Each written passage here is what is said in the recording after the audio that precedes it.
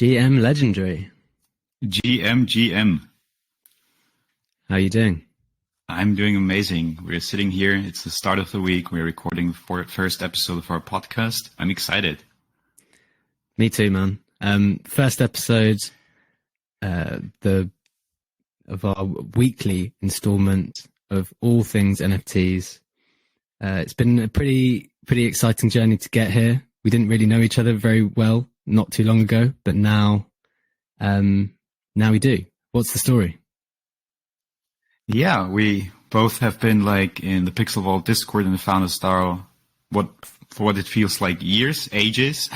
Really long time. Yeah. From the very beginning, basically. And we probably had a couple of interactions, exchanged, a couple of lines and conversations, but nothing going too in-depth. And it wasn't until NFC Lisbon happened and there was a Pixel Vault meetup set up by Metapunk, so big shout out to you. Thank you for setting that up. And we both were a bit early to the city in Lisbon, decided, to meet up on the weekend, have a spontaneous coffee. And I didn't know what to expect. It was my first NFT event. It was the first time meeting someone from the Pixel Vault community. And I was like, yeah, I'm just going to go with the flow, basically. And we met up and spent 5-6 hours together chatting about everything from, NFTs, crypto, philosophy, society. And it clicked, and we did the same over and over for the next couple of days. And I think this is how the idea was born, to turn our kind of casual but in-depth conversations into a more, serious format and into this weekly installment of a podcast, and doing the first episode right now. Yeah, it was very strange, wasn't it? I was in a similar position that I didn't really know what to expect. It was also my first NFT conference. And yeah, we had spoken a little bit beforehand, but not in depth necessarily.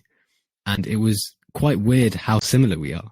Our backgrounds in a variety of ways are pretty similar. Absolutely, yeah. Similar sort of personal background, similar professional background, similar in age, similar in we quit our jobs at the same time. It seemed like there were so many. Did, yeah. So many things. Congratulations on that, by the way, obviously. Thanks, man. Yeah, it just seemed like so many things we were intrinsically similar, but then also our perspectives on things seemed to sort of align as well. And so I was super happy, and it just seemed to make sense to put this content out there, I think. Yeah, it was fascinating to meet someone with such a similar backstory, and who basically joined the space at, I think, pretty much the same time that I did, but still took a different route. Each of us focusing on different aspects of NFT land, so to say, with nevertheless similar outcomes and also similar beliefs, I think. And it was interesting to hear your side of the story and to connect on that level. So let's do a little bit of introductions for the people who don't know you as much. So how did you get into the NFT space specifically? Because obviously maybe crypto you've been in for a bit longer, but what's really brought us together, and the reason why we're here, is to discuss NFTs in particular. So what's your journey there? Absolutely. So I got into the NFT space 2.5 years ago. And actually the first NFTs that I purchased or that I collected was Gods Unchained, the digital trading card game, blockchain based, obviously. And it made total sense for me. As a kid, I loved collecting trading cards. I loved collecting Pokemon cards, Yu-Gi-Oh! And Magic. And, as time went by, that, collecting turned into a bit of a side hustle, turned a bit into flipping cards. And man, flipping cards is quite the process. There's so many things that you have to keep in mind, right? You have to make sure that you understand the current meta game of the respective card game that you're trying to flip, to see what cards people need, what they're playing, what they collect for, collectible value, obviously. And then you have to package it. When you found someone to buy it, you have to make sure that you give a fair evaluation of the card. Is it really gem? Is it a 9? Is it an 8 out of 10? Make sure the packaging is done, perfectly, that it arrives in the very same condition that you sent the card originally. And it is quite an intense process. And, at the time I also was playing Hearthstone, being a digital. So was this real life cards? Yeah, real life Pokemon cards, Ah, okay. Yeah. And then the second step was, playing a digital card game by Blizzard, playing Hearthstone. And I was like, yeah, it's quite cool to collect this because it's such an easy process to collect, cards digitally on your phone. But I was like, man, it would be so exciting if I were able to trade those cards and, sell them or trade for other cards that I'm missing. And when I saw Gods Unchained, it clicked for me. It made sense. It was like, it's making managing my collection way much easier. It's making trading. It facilitates trading. It facilitates selling. You also don't have to run to the post office like 3 times a day to ship your cards, and you don't have discussions about, is it really gem mint? How's the condition of the card? And it was a fascinating thought at first to see, okay, it's something digital, but it can be made unique via it being an NFT, right? And Definitely. At the time, I was also doing, quite a lot of landscape, nature photography, and I was selling prints. It was a side hustle because actually my background is in investment banking and management consulting. But I always had this artsy side, so to say. And I was like, okay, fascinating thought. Now I can use my digital photography, turn it into a unique NFT and sell that, and don't be bothered with, thinking about how many prints, how big is the series of this specific photograph going to be. Because before that, it was like impossible to be like, I'm selling you this photograph and this photography, and I'm going to say this is unique. And yeah, when I had my first experiences with Gods Unchained, I got like pretty hooked, pretty addicted. Started, creating my own artwork, started collecting more and more and more, amassed like a couple of thousand NFTs, and got to a point where I was like, okay, the opportunity cost of like doing anything else is way too high. So I have to focus on that and I have to do it full time.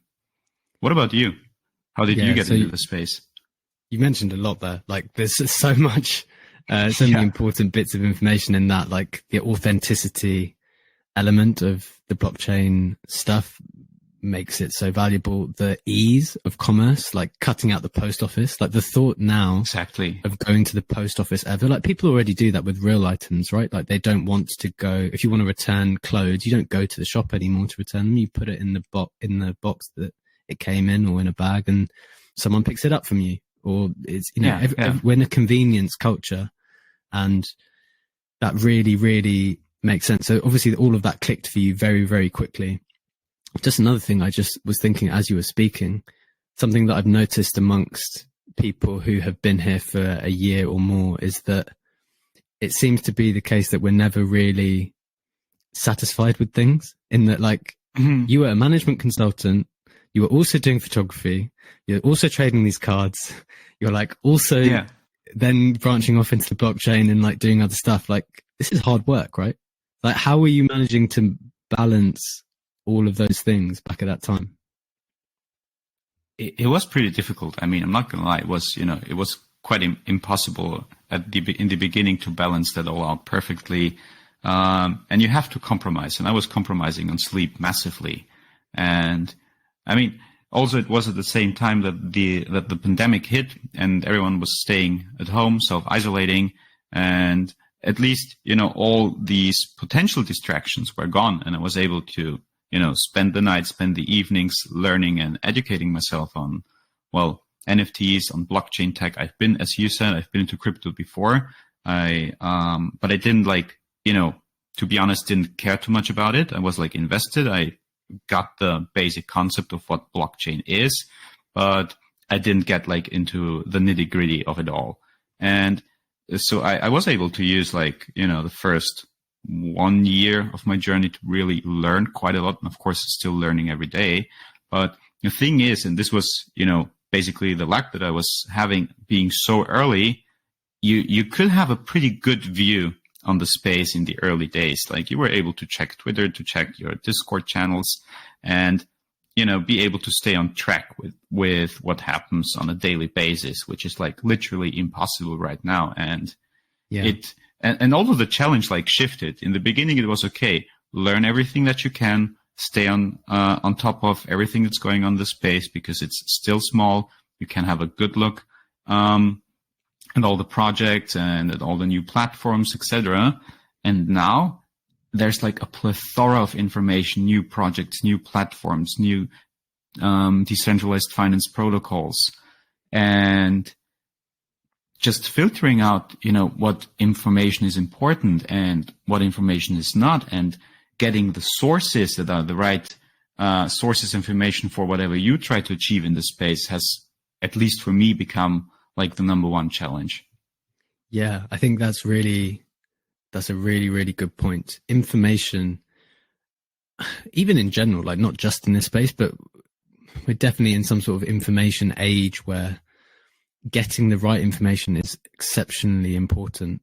And I guess that's in some ways what we're trying to do with this podcast, where we discuss things which we think important, and more broadly, 32 Dreams, the company which I've just launched, is intending on cutting up bits of information from the various locations on the internet and deep in Twitter, deep in Discord, putting together information about different artists and putting it in a place that is easily digestible from a reputable source. I think there's a huge market for that because people are overwhelmed. Absolutely. And I feel like it's, different in terms, because you said we are living in a digital age of information, and typically there's like the self-confirmation bias. You have your view on things, your worldview, you spend your time in your jobs or whatever, and you look at the social media posts and follow the channels that you're following, and you get more of the same information. So you really build your own bubble. And of course, there's like this danger in NFT land as well, because, sometimes it feels like a bit of an echo chamber. Sometimes it feels like we're just building inside our own bubble. But I think the good side and also the challenge is that there's like not really a centralized way of information. Like most of the things do happen on Discord, get to Twitter with a bit of a lag, and Twitter might be a bit of the centralized information hub, but still information is spread out across all those different communities. And, when my friends or people that I know, and we talk about NFTs and crypto, and they ask me, I want to get into this space. Where do I start learning? This is difficult to answer. I'm like, first thing you need to do is get a Twitter account and follow, like, I don't know, these 50 or 100 people, and just keep scrolling through your Twitter feed, and you're going to get like good Substacks, newsletters, blog recommendation, Discord invites. But it's not like start reading this, then that, and you have a good grasp of what's going on. It's really hard, isn't it? I wrote a thread once of like how to begin in NFTs, and it was like a 25 tweet thread with like hundreds of people tagged and trying to categorize them into like, okay, here are some well-known collectors who it's worth following. Here are some well-known builders who are worth following. Here are some well-known traders who you should be aware of what they're doing. But also it's difficult to categorize people because everyone's sort of doing everything. Like, everyone's trading, everyone's building, everyone's collecting, but then, you'll also be selling. So yeah, it's a difficult thing. And that was actually the thesis behind my Substack, which is like, let's create an NFT curriculum where, like, look, it's anyone who wants to be like, okay, I want to enter the space. I've no idea where to start. Let's create like article after article each week, exploring some basic element at a basic level. And then, yes, you still have to do the Twitter thing. You really do have to do that. But, just to get some foundational knowledge, that was my premise for starting that thing. So just to go back, so to give for some context, you said you started with Gods Unchained 2.5 years ago. So what's that? It's like January 2020, I think it was. 2020. So what else was around back then? Like, what other NFTs were, like, what did people think was good back then? I mean, of course there was art out there. CryptoPunks obviously existed back then. I saw them. I didn't understand them at first. I was like, yeah, I'm not sure if I'm gonna get into it. And I was, pretty lonely in my gaming echo chamber and really focusing on Gods Unchained. And I was like, okay, are there any other games out there? Is there like anything comparable to that? And one of the first other projects that I found was Axie Infinity, who obviously have been around way longer than that, but it was just the time that I discovered them. And also like a similar concept of, you collect heroes, you collect your axes, you can use them to breed them, to battle them. There's the land gameplay. And this was, I think, pretty much the second massive project that I got into. And this was in summer 2020. Then also like, new platforms started, Rarible started back at the time. This was completely crazy because, as you said, like we have so many hybrid roles. We have, artists who are also collectors. We have builders who also create, who trade. And I feel like when Rarible launched and, they had the weekly token airdrop that you could farm in a similar way that you can do it right now they can do it right now on LuxRare. People just went crazy creating NFTs on Rarible and wash trading and flipping. And it was interesting to see like how everyone was, exploring that new platform and just trying to maximize their weekly earnings. And it was the first time that I felt like this NFT craze. But also going back to what you just said before in terms of, the hybrid roles in the space, I feel like this is an ongoing discussion on Twitter because there's like one side of the argument, people saying you should be like one thing only. If you're an artist, you're an artist. If you trade, you trade. If you build, you build. And there's the other side of the argument. If you're a builder, it is essential that you're also like invested in other projects, trade a bit, that you have, a better understanding of the whole ecosystem because it's like still so early and innovative. And we see projects doing new stuff and coming up with, new methods of NFT staking. We see Moonbirds with the nesting idea where, the Moonbird stays inside your wallet. And if you just keep building isolated and don't have like any insight into these other projects, you might miss out on cool ideas for your own thing. So in my personal opinion, I always liked these hybrid roles, but it's also like just me being me because I never was, happy just doing one thing at once. And I always loved doing multiple things at once. And I think, yes, the danger is there that you get sidetracked, but it's also like important to, have a bit of a grasp of what's going on outside of the own project that you're building. What's your thought on that? Are you rather on, focus on one thing or explore and branch out a bit? I agree with you. I think just like I've noticed that the most successful people in this space are intensely curious people and unendingly curious. Like there doesn't seem to be an amount of knowledge or development or tech that can happen or move forward and then be like, okay, cool, I'm done. Like I just want to do this now. Like this space keeps moving so forward so quickly that I think it's very much a necessary element of the success here to be willing to be in constant, not ignorance, but to be willing to be constantly learning and constantly applying to different things, trying out different things.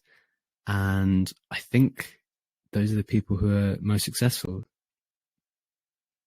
And I also think that, because I was talking to quite a lot of artists recently, and especially in Lisbon, and, there was also this discussion. If I look at too many other artists' work, I get, sidetracked, I get overwhelmed with what's going on. But on the other hand, there was also the point that NFTs are just way, way more than a digital canvas. They're way more powerful. And there's like so many things that you can do with your art on a smart contract level.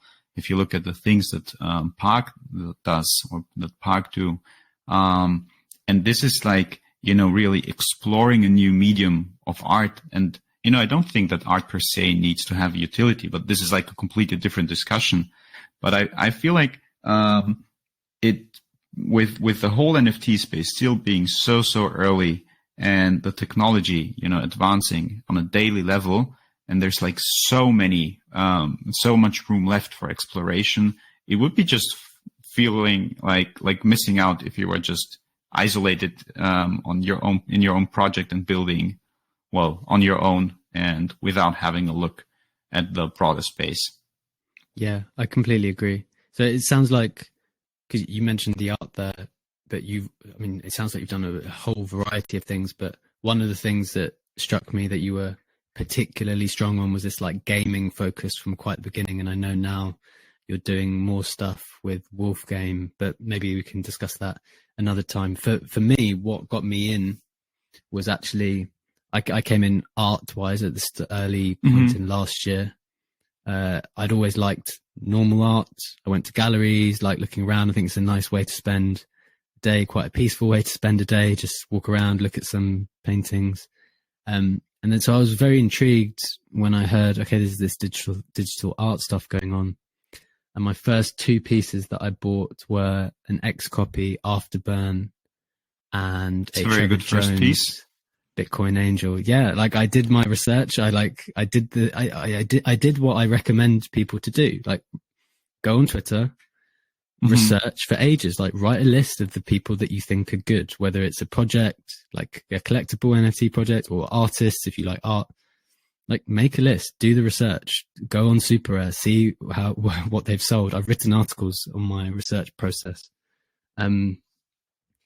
So yeah, I bought those two and the prices went crazy. Obviously didn't sell anything because I didn't know what was going on, but it made me realize that something at least was going on and I had to dig in deeper. And then that's when I joined the Pixel Vault ecosystem, and the Punks comic issue 1 was the first NFT that I minted using kind of MetaMask outside of a custodial option. And then, yeah, it just went from there, like trading a little bit, buying a little bit more, and still enjoying the art, but then, yeah, getting a bit caught up in the trading last summer. Last summer was particularly crazy for the trading, wasn't it? Yeah, it was so intense. And at some point, I think you realize, well, at least I realized,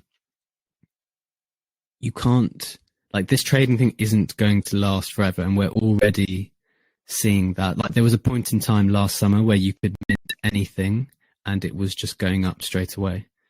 And that's not sustainable because there simply aren't enough quality projects. And maybe there wasn't even enough demand at the time for that amount of quality projects. So what I thought was like, okay, look, let's try to lean into what my skills are, what my background is. I was a commercial lawyer and an English teacher before that.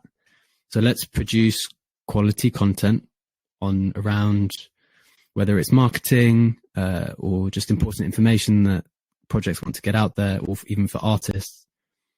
And let's do that. So I started writing for different projects. I wrote the frequently asked questions for Pixel Vault, just because I was hanging out in the Discord and it was something that community needed. So that would be one of my main recommendations for people who want to get involved. It's like literally everyone needs help. Every single project that you like probably needs help somewhere, but you'll probably need to do that first bit for free. Like you just do it. And if you do it well, then you can tell other people, oh, look, I did that thing for free and that's exactly how it worked for me. I did that for free. Then I managed to tell someone else, oh, I did that for free. Look how it looks. Oh yeah. Okay. Well, then I worked for Arweave listening to podcasts, which was super interesting. And then I wrote threads for them summarizing their podcasts. It's like, great. I'm getting paid now to listen to podcasts, learn, and just write a thread. That's an amazing feeling, isn't it? Yeah, it was amazing. Like, I'm getting paid to learn. This is like the opposite of university where you have to pay to learn. Indeed, yeah. Very similar to you, it got to the point at the end of last summer, which I think is when we both quit our jobs, roughly. It got to the point where I had enough conviction in this space to think the opportunity cost of doing my job is just too great. It's not being in this space is going to be way worse than doing my job and like dabbling in this space by like, I don't know, investing every now and again or in your breaks or over your lunch break or whatever. Like I had to go all in that respect. And yeah, I think we just got to that point in time where it was important to make that jump. And especially seeing like how fast the space moving, how fast the space is moving. Like you cannot watch from the sidelines, and you miss out on way too much stuff that is going on. And I'm not even talking about, like FOMOing into projects that, are just randomly minting, but still it's just, this, massive amount of information, the difficulty of getting on top of it, of staying informed. And I feel like that's impossible to do, from the sideline if you want to, well, do it as your main business or main source of income or whatever. So I know you said something. Sorry, go on. Yeah, you said something quite interesting. You said, you were interested in art. You loved going to galleries. It made perfect sense that the first NFTs that you purchased were X-Copy Trevor Jones, so that you got into digital art. But how was the transition from, digital art into basically what is a collectible gaming project that Pixel Vault and the MetaHero ecosystem is? I didn't find it too difficult because I was initially hooked by the game theory that they created. Yeah. So I understood that at a minimum. The way that they set up the mint dynamic was like, okay, mint this one thing, and then at a future point in time, you have a decision to make. You either go and burn this token for a founder's DAO, or you stake it for some tokens. I was like, okay, this is cool. It's interesting. It's also backed by real assets, which is something that other people weren't necessarily doing. Now, putting the legality aside, I don't know what tests it either meets or fails or anything of that nature, but it's definitely cool. It was definitely innovative.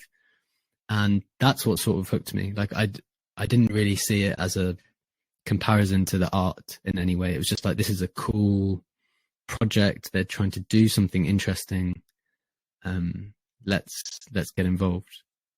That was my thinking on that one. It was very much the same for me. Like, I am fascinated by game theory, and I feel like Pixel Vault introduced that in a very sensible way by just starting with, burning or keeping your token choice. And obviously the ecosystem got way more complex over time, because if you started with a project and you're going like full on game theory, it's going to be difficult that you build a community that understands what you're doing, or it's not going to be difficult. It's just going to take more time. I feel like, Huxley also being a comic project, and they started with a more complex burning logic in the beginning, where basically had to form Genesis blocks that consist of 5 comics, 2 of which you would burn. You could get a Genesis token for them, which you could redeem at a certain point in time for a PFP for a robot, or you could keep them and redeem them later. And it was getting so complex that the community just built a flow chart to, understand what the best choice is and what route you should be going down with the tokens that you collected. And I feel like the project was a sleeper for quite a long time. And in my opinion, it was like, due to the initial complexity that people were like, this is too much for me. I'm either not getting in, or I'm just going to take more time until I understand the ecosystem. And this was cool to see about Pixel Vault, that they, started with one small element of game theory and have been stepping it up from there. Yeah, it's an interesting point, because although you say it's like a small element of game theory, I remember at the time specifically that still being too much for people. Like the amount of questions about, what do you get if you stake again, or what does this represent? And it shows then what incredible opportunity is available in the space, not just with Pixel Vault, not just with Huxley, but in principle, there could be all sorts of projects that are being built by people who are trying to do interesting things, but are just going under the radar because, they're too complicated, or the value proposition hasn't been communicated well enough. Because from a communicator's standpoint, my thinking for all of these projects is that the project should take responsibility. If your community doesn't understand the value proposition of your project, my position is always, well, don't blame the community. You should blame yourselves, because you haven't communicated it in a way that is good. Like when I used to be a teacher, if my kids didn't learn, it was never the kids' fault. Because if you start blaming the kids, it's a dangerous road, right? Like if they're learning in someone else's class and they're not learning in mine, then I can't blame the kid because they're doing something right in the other class. So I think the best starting position is always to take as much responsibility as possible, and projects aren't necessarily, because I think communication is one of the last things that projects think about. They've got so much on their plate and so much to think about in terms of marketing, the actual project dynamics. Sometimes that final element of communicating with your community is not necessarily done in the best way possible. Yeah, that is true. And that takes a lot of time, with everything being so new. And I remember Pixel Vault specifically when they introduced the meta heroes, and, they made the big point about the meta heroes being generated at mint and not being a pre-generated set of collectibles. And people, and me included, I was like, okay, what's the big difference? After all, I'm just going to get a randomized meta hero. It's going to either be a, more common or a super rare one, but what is the big difference? And I remember them taking weeks or maybe even 1 to 2 months to explain the process, to explain the complexity of why it actually makes a difference if it is generated at mint, of why it makes the smart contract so difficult, of why there's no, going back or no, or let's generate another set of 10K heroes and see if it's a better match, and that you have to absolutely execute flawlessly and able to do a mint in that way, and that this can be a sign of quality. And, if you think that as a community or as a builder that something is your USP, it is your unique selling proposition, it is your job, as you just said, to educate the community about that and explain what makes it special, right? Yeah, absolutely. And I think there's just a huge market for that. And in a way, I hope that's what we're able to build here. Like as we have our conversations about the variety of things that happen each week, or maybe even more regularly, if we do this more regularly, like we're able to distill and analyze and condense the complicated sets of information in a way that is easily understandable for people. So that would be my hope for what we're trying to do. Absolutely, and especially I think that's quite interesting, with our backgrounds, yours obviously tying into, the legal framework and of, many projects who have to face those difficult questions, what their assets actually are that people or the community can stake from a legal standpoint, and how they navigate those challenges. And, me coming from the consulting background, really trying to look at a project just as I would look at a client's company, and trying to understand it as a, in a holistic kind of way. And I think it's interesting to, tie this professional experience into looking at NFT projects, right? Because as you said, communication seems to be one of the last things that people think about. And I get it. I mean, it's a lot of work to build, from scratch, and build a community, build a smart contract, have a cool project idea, have cool mechanics going on, have interesting art to look at. And that's quite a lot to do. And I think we see it with a lot of projects that people are, surprised when mint is happening. At the initial time that the mint was announced to happen, it's not getting postponed, because I think it is easy to underestimate how much is going on behind the scenes when a project is created, and why that obviously can lead to, minting or announcements being postponed on the one hand, and on the other hand, how impressive it seems, if your project stands out because you are delivering on time and your project management is working and you're navigating through all of these challenges. Yeah, definitely. Sometimes it feels like the expectations are so incredibly low in this space that all it takes would be you run an in real life event competently.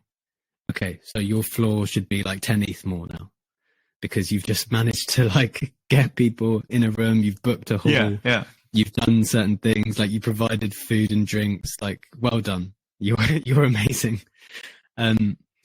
because yeah, as you say, like there's all sorts of stuff going on, and also some pretty inexperienced teams around, also various nefarious actors in space creating projects which have no intention of building out properly.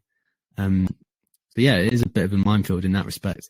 But I think, so we've spoken for half an hour or so on our general backgrounds. No doubt in future episodes we'll come back to various parts of our previous experiences. But just to turn now to the most recent topic of the weekend, which was the Moonbirds. What did you think about this project leading up to it? What did you think about it as it happened? What do you think about it now? Yeah, that's obviously, the big NFT elephant in the room are the Moonbirds. I got on the whitelist raffle. I was aware of the mint, and about, I took part in the raffle, but I didn't win a slot. I think it was 30,000 people who, applied, for the whitelist. And I remember it was like quite an intense discussion on Twitter because, mint price obviously being 2.5 ETH, and with pre-mint, you needing to have that in your wallet. And, mint prices that high, are very difficult, difficult terrain to navigate. You had Pixelmon a couple of weeks ago that did the Dutch auction starting at 3 ETH, and it didn't turn out too well. I mean, they did raise 70 mil, but the project behind that wasn't as great as people expected it to be. And, with Moonbirds, there wasn't like this kind of extreme negativity in the discussion because, people kept referencing that the team is amazing. They have built a track record, and yes, they're going to raise, 50 to 70 mil, something in that range, right? If they sell out. But it's going to be interesting to see and watch them build. And so I didn't get a Moonbird at mint. Then I was, watching the floor bit, seeing it hovering at 6 to 7 ETH. And quite a lot of Moonbirds listed in the beginning. And I was like, yeah, I'm probably going to wait it out and see if it goes down a bit and then buy in. It went as and high obviously as that didn't happen. listed. And now, yeah. And now we're looking like at a pretty interesting situation where we have like a trading volume in 2.5 days. That's around 200 mil in US dollars. We are looking at 6.8K ish unique owners out of 10K, which is pretty good. And this is like one of the stats that I love looking at, how many unique owners there are in a project. And just absolutely insane trading volume. Like I still want, I want to have my own Moonbird, but I'm not gonna ape into right now. But I'm also not sure if I'm not gonna regret that later. But I feel like I wanted to wait a bit to see if there's gonna be like another massive project like, the metaverse land sale from the Bored Apes. That's certainly gonna suck out a bit of liquidity out of the market and see if that will help floor prices to come down a bit because people are gonna be focusing on the next big thing. And this could be a good opportunity to, potentially get into it at a better price point. Or, of course, it just could keep going up and up from there. And, me in hindsight, listening to the first episode of our podcast, be like, yeah, I should have bought in. It's super difficult to tell. It's always difficult to tell, but I feel like this is particularly challenging in this case, seeing like this insane amount of trading volume, absolutely insane amount of trading volume. Yeah. What are your thoughts? Point. And knowing that you have a Moonbird. Yeah. So I think there's a couple of points there. First thing I'd say is like the reason I ask your opinion on it is because I think you're probably someone who I think has done very well from the various NFT trading stuff. You've definitely been doing it longer than me. And I think you've done very well from it. But even though, you've got that experience, you're still like, I don't know. I ultimately do not know where it's going to go. Neither do I. So I think the first thing says like, the main point is no one really knows what they're doing. Like we're making these calls. based on the best evaluation that we can do. We've all got the same OpenSea page. We're all looking at the activity. We're all looking at the unique holders. We're looking at the floor price. We're going in Discords. We're having our conversations. We're doing our research on the team. But ultimately, like, we really don't know. So as you can tell, like, one of us, Legendary, hasn't got one. I did get one. We're running different strategies at the moment. But yeah, so that's the first thing I just want to get out there. It's obviously not financial advice. I need to put the disclaimer in here somewhere. But my thinking was, I thought it was weird that people were fudding it in the same way that they were fudding other things. Like, people might have said, like, oh, you know, when Mechaverse launched with insane hype, it crashed, or when Ape Beast launched with insane hype, it then crashed, because those things were getting 10 ETH sales out of the gate as well.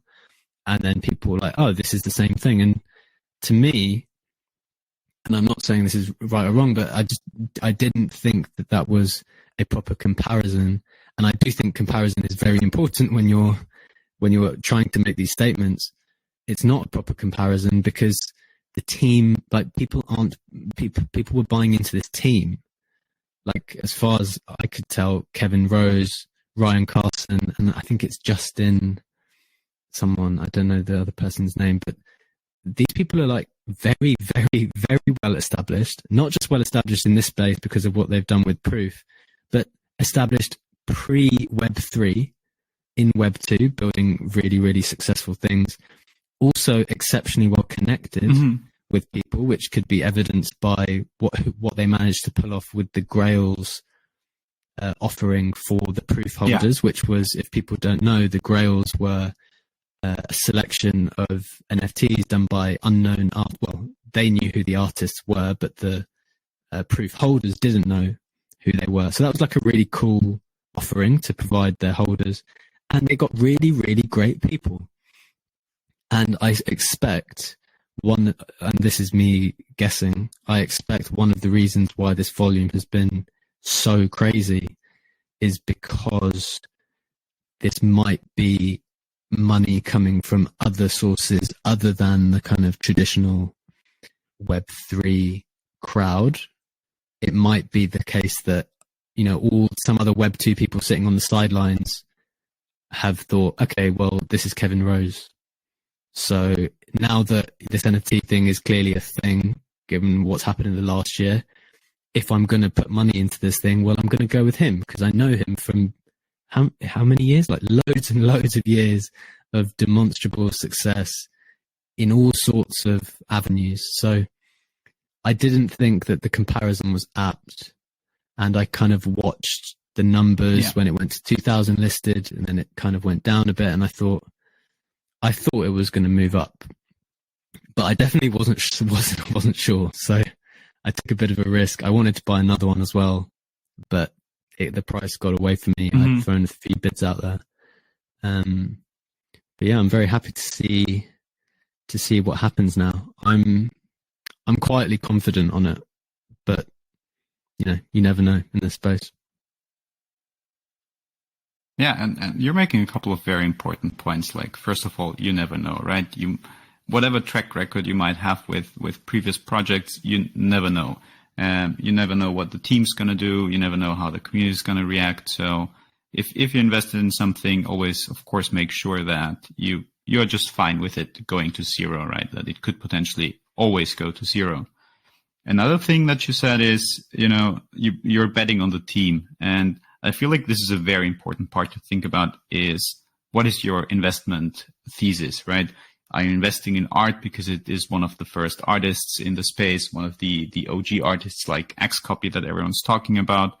Are you investing in a collectible project because you think that their game theory is so fascinating that alone will be able to build a very engaged community? Or are you investing in a team? And I feel like, you know, investing in a team is certainly very interesting in the space, because, like, there's a lot of teams that, you know, love to stay anonymously.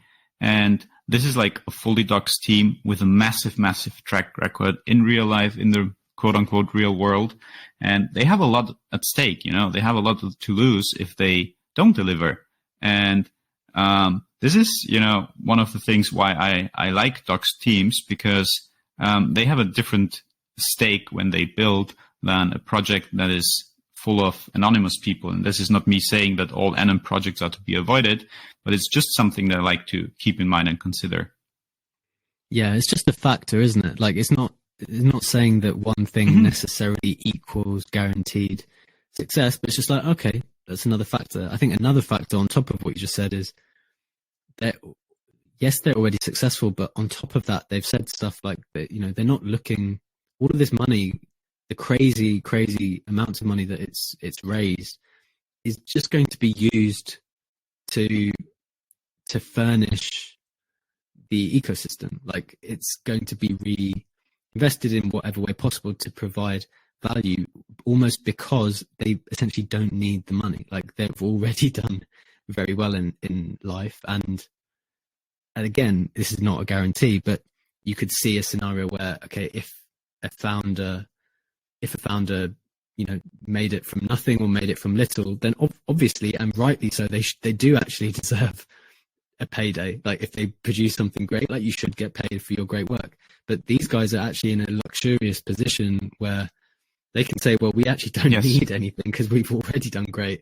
So we're really going to spoil you guys because we're just going to keep throwing various cool stuff at you because we don't actually need any of this. So, like, again, it's not a guarantee, but it's just another factor to make you think, okay, this could be fun. Could be fun, could be interesting, yeah. And also what you said before, that it might be that there's other amount or other kind of money flowing into this project. I think that makes sense, especially if you look at the volume. I said it, I'm going to say it again, 200 million in a couple of days is a lot, and it's way more than what you typically see when there's a new hype project that's launching and people delist some of the NFTs that they have to get liquidity to buy into that. And it's basically, the same money moving from a quote unquote old project to a new project following the hype. And this amount is too big for that. I feel like there has to be an, outside source of money, being new collectors, being, as you made the hypothesis, Web 2 people that followed Kevin Rose and are trying to get into the Moonbirds. And this is certainly something to look at, and something that I actually want to try to dig a bit deeper into to see if we can get a good feeling of, the money flows into the Moonbirds. Yeah, that would be cool. Do you have the skill set to do that digging? I have the skill set, I'd say, to start the digging, but for, the actual analysis, I would need to get someone to help me. Well, I still think the answer to that is yes. I think lots of the things now, like when people who are not in the space ask me a question, it's like, are you able to answer the question? It's like, my answer is always yes, because I might know the person who I need to ask to help me answer the question, but I will be able to answer your question. Give me a few days and I will answer your question. Yeah. Which I think is actually you don't have to answer all your questions yourself. No, exactly. And I think that's one of the strengths of having been here for, well, me for, I don't know, just over a year now, you for even longer, is that the connections run increasingly deep. Like there's various people on the tech side of things, on the blockchain side, on the NFT side, on the art side, who you can reach out to help. And I think that's when we're trying to build something that's broadly educational and useful to people. Mm-hmm. I think one of the helpful things is like, look, we're around, we're on Twitter, we're real people. And when we can't answer a particular question in a standard piece of content, like, we'll be able to fill in the gaps in the other periods of time, which is what I do not think is possible. Say you go to, I don't know, Binance Academy or some other YouTube tutorial, or, other things that are less accessible. You might have some good starting point content, but often the stuff is so complicated that it's like, well, if I have a question, then what do I do? Are you really going to reply to me if I leave a comment? And I think the answer to that often is no. But I think we might be able to help people in a more nuanced way, is my hope. Absolutely, and there are like so many bright people and bright minds in this space, and it's amazing to talk like to so many smart people, and I hope that we can get some of them on our podcast to interview them and to answer some of the questions that we cannot answer ourselves. Yeah, I haven't told you yet who I've got, and I won't tell you right now, but I've got some good people coming for the interviews. I need to finalize the dates with a couple of them, but got some good people to start off. I'm just finalizing the admin at the moment, but it's going to be good. I am excited to hear more about that backstage then. Yeah. All right, cool, man. So we've spoken 50 minutes now. Let's wrap it up. It's been a great first episode. Absolutely. I guess, the thing about these things is going to be very much like a conversation amongst friends, which is something that I missed, or that I really craved actually in this space. Like we spend so long behind the scenes, looking into our screen in silence, typing away in chat rooms, on Twitter, on Discord. And something that I had been looking out for so long was an opportunity to have real dialogue face to face with someone who was like-minded, similar thought process, who I got along with. And so that's what I'm super happy to have now. And that's what this is going to be. And I hope the listeners will enjoy. I hope as well, man. I'm equally excited and equally thankful that we've met in Lisbon and that we're able to have these kind of conversations and record them for our podcast. Awesome, man. Take care. Great episode. We'll speak soon. Speak soon. Bye. Bye-bye.